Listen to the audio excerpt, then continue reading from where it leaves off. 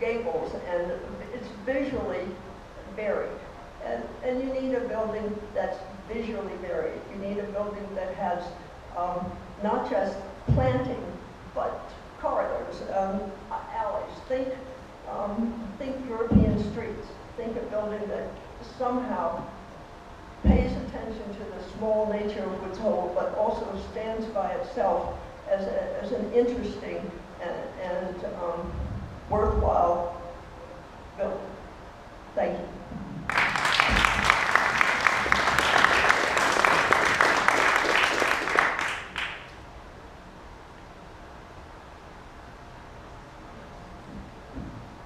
My name is Jonathan Goldman. I live in Woods Hole. My family has been in Woods Hole for 60, 70 years. There's a couple things that I need to ask you about. One is the Enabling Act.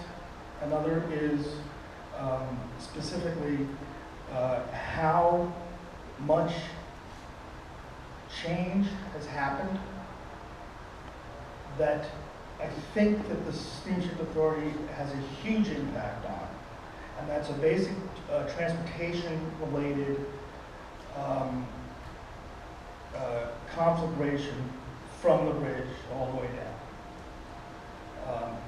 I know that the Enabling Act was done in a time when there was much different access. You couldn't really fly the vineyard. You couldn't really do a lot of stuff that we could now do a lot easier. So I'm very concerned, beyond the idea of design by committee, which I understand your feelings about. It's very hard to work with the community. But as the Board of Selectmen said, you know, outreach is huge. In essence, I would suggest to you that's why social media is such an explosive thing in the last 15 years. But it is work. It is hard work. It's going out there and meeting with the people.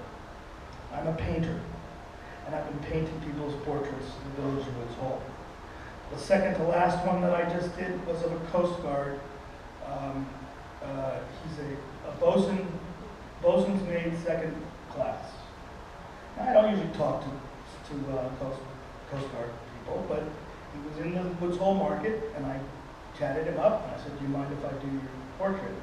And he said no, and it was very nice. And I said, listen, I have a question for you, because I'm a part of a group called SMART, which is trying to be able to restudy how regional transportation issues happen and how they come down and end up in my village. And I said, the SSA has told us that one of the reasons they need a large room for meetings was because in a bit of haste, in a moment of crisis, they need a space to be able to work with the Coast Guard.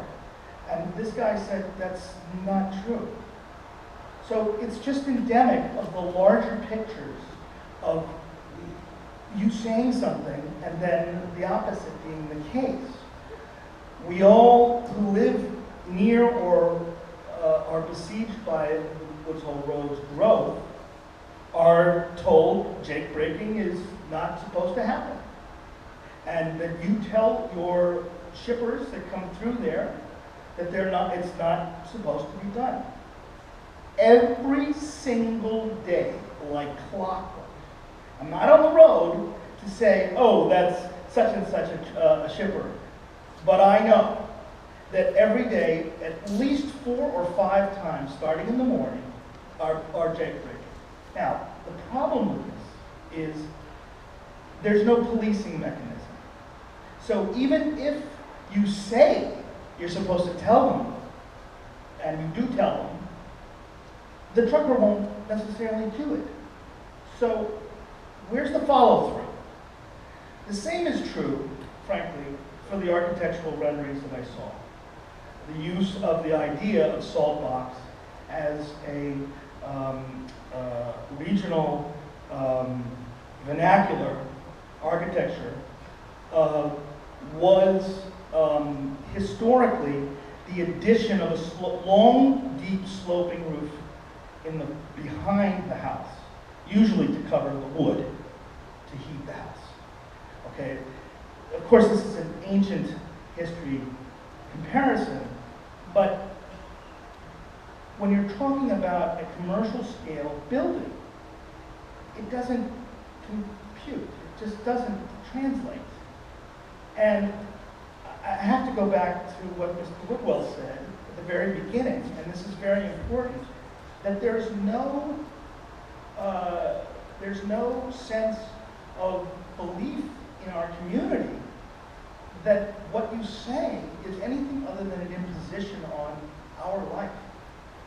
And Judy's references to being able to not live here and have a sense that you can go away at the end of the day and not be assaulted by the things that we are as a group, as a community, are just kind of deaf hearing. So I appreciate the idea that you want to be able to reach out and you want to be able to hear us, but there's this kind of a leaden ear thing going on here, and I think it is given to you by the Enabling Act, which I have said many times needs to be re-looked at, because the amount of power that you end up having as a monopoly becomes not consistent with how some change could actually happen.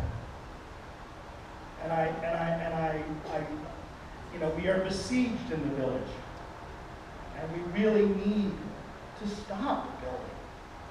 I'm not saying stop this building. I'm saying we need to think about things no longer in a McMansion worldview. We have to think of them smaller in scale, because that is the true act of climate change orientation. And until we get to that place, and until those things like solar are integral to the planning from the outset, I am at a loss. So, thank you. Thank you very much for your thoughts. Okay, one more. I want to give the members of the board a chance to speak here. So if there's others that wish to speak, do what you're doing now, line up, and we'll be happy to hear you. Good evening, my name is Ted Fitzell. I think I'd just like to go back to the start of this project to explain the way we feel we do. When it was first proposed 6 or 7 years ago, we were told that a very large building would be put up on Palmer Ave, and that would make it unnecessary to put a lot of building down on the waterfront. We bought that. We said that sounds like good planning. Then 3 years after the project began, we were presented with the plans for the terminal and told, we've done so much already, we can't change it. And so that's why we're here. We realize you don't listen to us. Thank you.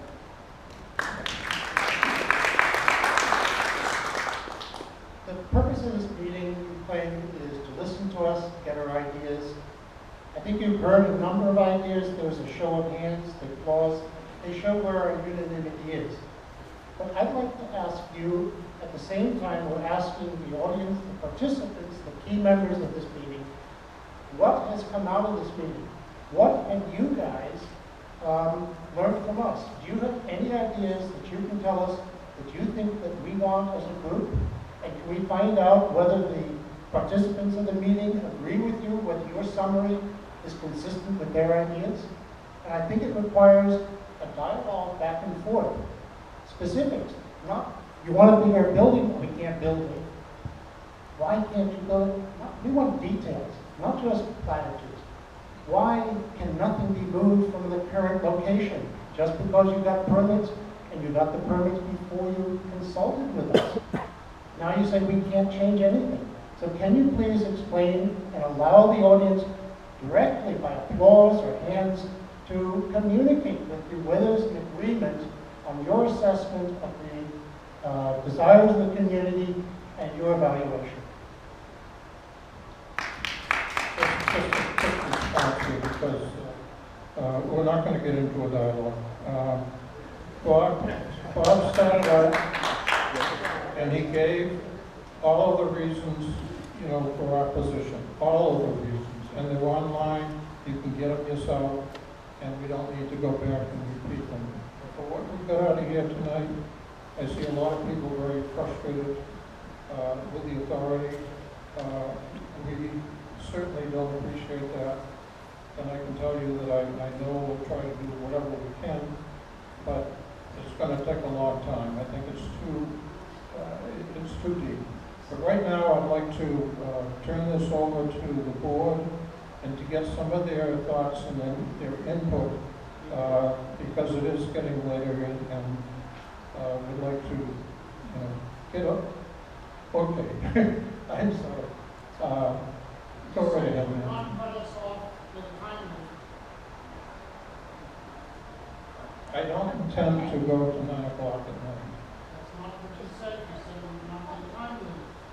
Yeah, so, anyway, we'll have, Let's get yeah. back to It's- reality. So, my name is Rachel Pearson. I have residence in Woods Hole. My family's been coming for over 50, maybe 70 years. So, you know, we grew up there, met my husband there. We came back, we built a place, we're raising our kids there. There's so much people get out of having connections to Woods Hole. It changes their lives, okay? And I saw it for myself, I've seen it for my children. Unfortunately, and I haven't been much a part of this process, I don't understand with the examples of the Coast Guard that there's a way to do community outreach. I don't understand why it hasn't happened until now. Woods Hole is about a place of communicating, a place of reaching out, a place of people feeling like they belong and feel heard. That's my experience of it. It's so limited. I did, Mr. Hanover, your video of the meeting from June 5th, 2019, where we were referred to as the Woods Hole Peoples, was horrifying to me. The laughter in the room about the wasting of we were described as wasting management's time. It's on video, it's on Facebook, it's on the internet. So I recently have a sense of how people feel being disregarded. That's like horrifying to me, okay? So I'm here, a new person, I don't have, but when I listened to Mr. Jones, he started off the meeting saying, we're gonna listen for as long. And now it feels, the conflict feels like, so you wanna cut it off. People really are feeling very strongly, and it's important to listen, okay? So I think we're here wanting to be heard, and I think I don't know why the Steamship Authority hasn't had a history of reaching out to your neighbors. If you're gonna plant trees and block someone's view, you reach out to your neighbors. Like, I don't understand, are these all people blind? Like, that's like, I can't, so I'm here tonight to say, I want to be hopeful, but I don't understand the reason people are so conflict avoidant and why you're shutting down the conversation. So,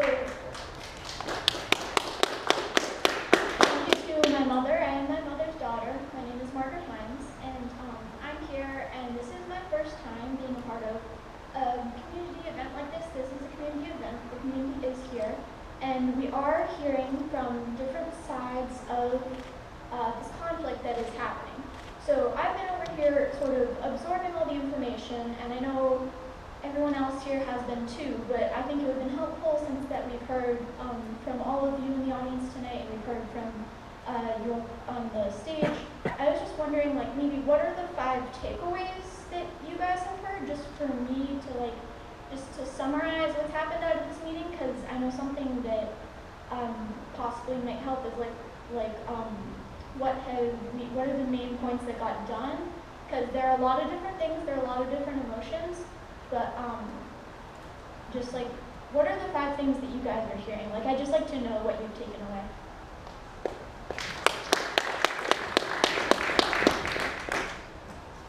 I would like to respond. The video that was posted on YouTube is not my entire presentation.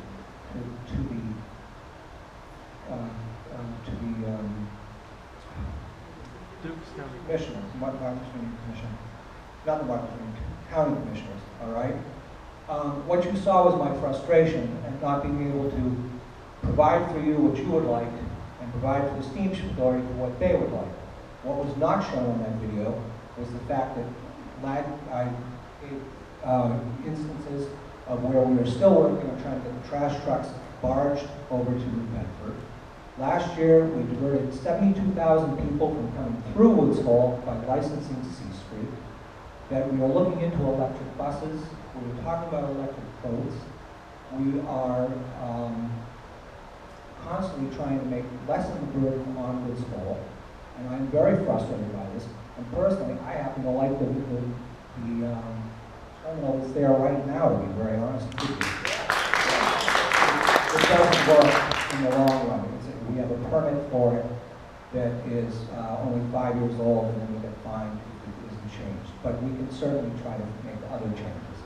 And if I said anything that was untrue to the county commissioners, I would certainly correct that. But I've been very frustrated by this whole situation, and that's what you saw.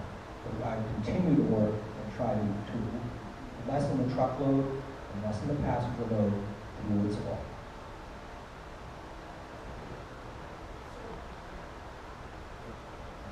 Two takeaways that I forgot to say earlier. Obviously, you as a steamship authority, at your own request, asked for a consultant to deal with some of the management and boat issues that you had over the past couple of years, which resulted in a lot of suggestions. I have no idea where you are in implementing them, but I would say at this point in time, since what we have really is a credibility gap, that you need a third party to help guide you through this. I do not think you can really do this by yourselves and end up where you should be. I think what's missing here is we all want this to succeed. What success means is different to each community and probably even each person. But I don't think you have the capacity to do that right now because you're too much in the weeds, and I think you should rehire some sort of organization that can help walk you through this. And that also means you need a long-term strategic plan that is, that you're working toward, and that the choices that you're making are consistent with that plan. If that doesn't happen, we're going to be back here every time there's a problem, and we know there will be problems. Your reputation has taken a huge hit over the past few years, largely because of this issue and because of the boat line issues that you had. I would think it's in your best interest to beg us to work with you to come out with something that we all feel at least fairly good about.